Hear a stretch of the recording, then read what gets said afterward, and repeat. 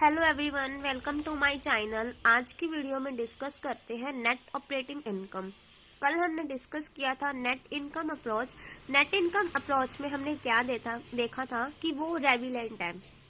अगर financial leverage की ratio में चेंज आता है तो वैल्यू ऑफ फर्म पे और कॉस्ट ऑफ कैपिटल पे इफेक्ट पड़ेगा। अगर आपने वो वीडियो नहीं देखी है तो पहले आप वो देख लीजिए। फाइनेंशियल मैनेजमेंट की प्लेलिस्ट में जाके आपको वो वीडियो मिल जाएगी। चलिए आइए आज डिस्कस करते हैं net operating income. Another theory of capital structure as suggested by Durand is a net operating income. NOI approach इसको शॉर्ट फॉर्म में कह सकते हैं। It is diametrically opposite to the net income approach. ये net income approach के क्या है? Opposite है। The essence of this approach is that the capital structure decision of a firm is irrelevant. Net operating income क्या है? इरेविलेंट। और net income क्या थी? रेविलेंट। ठीक है, इसमें क्या कहते हैं? Any change in the capital structure of the company does not affect the market value of the company and overall cost of capital of the firm remains constant of the method of the financing.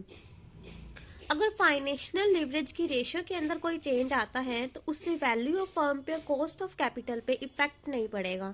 ठीक है, net operating income के अंदर ये कहते हैं वो effect कैसे नहीं पड़ेगा, आइए डिस्कस करते हैं।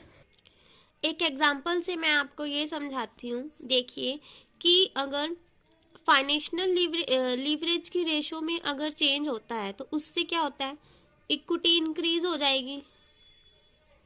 इक्विटी इंक्रीज हो जाएगी तो शेयर होल्डर को क्या हो जाएगा?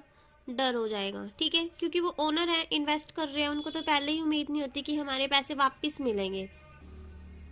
उससे देखिए क्या हो जाएगा? शेयर होल्डर को हो जाएगा रिस्क। ठीक है, शेयर होल्डर को रिस्क हो जाएगा। उसे अगर उम्मीद नहीं होगी कि मेरे पैसे वापस आएंगे तो वो कंपनी से क्या करेगा? डिमांड करेगा। किसकी डिमांड करेगा? रिटर्न की डिमांड करेगा।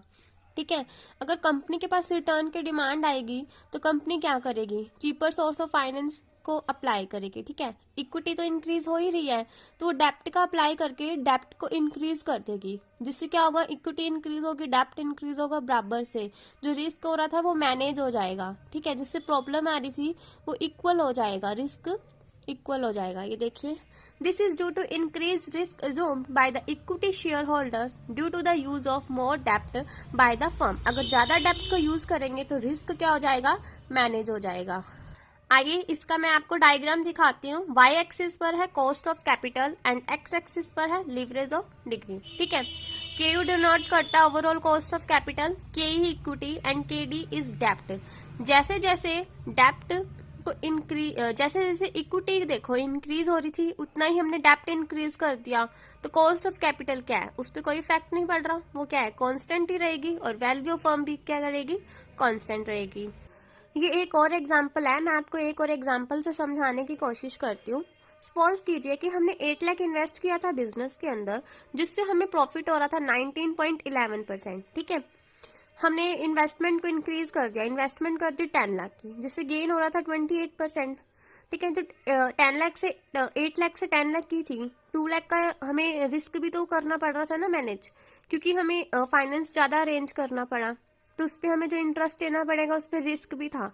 अगर रिस्क है तो प्रॉफिट भी तो इंक्रीज हुआ है। देखिए 8 पे इतना हो रहा था 19.11, तो 10 पे 28% हो रहा है, प्रॉफिट इंक्रीज हो रहा है तो रिस्क भी इंक्रीज हो रहा है, तो दोनों क्या हो जाएंगे? मैनेज हो जाएंगे, न्यूट्रलाइज हो जाएंगे। ठीक है, the market price of share will does not change when change in leverage. ठीक है, overall cost of capital is the same, all capital structures, every capital structure is optimum. दोनों पे कोई इफेक्ट नहीं पड़ेगा। ये उससे बिल्कुल अपोजिट थी। होप सो आपको समझ आया होगा। अगर आपको वीडियो अच्छी लगी हो तो प्लीज़ चैनल को सब्सक्राइब कीजिए, वीडियो को लाइक कीजिए एंड शेयर कीजिए। Thank you so much for watching this video.